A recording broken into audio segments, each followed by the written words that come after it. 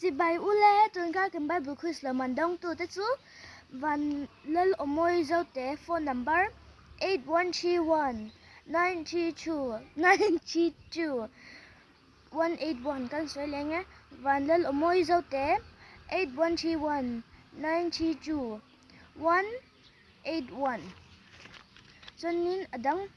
dong tu dang le pa ku nga phone number 7085 755 676 kan soi le nga pa ku nga 7085 755 676 lal van lal omoi zote le pa ku nga kan lom pui chu a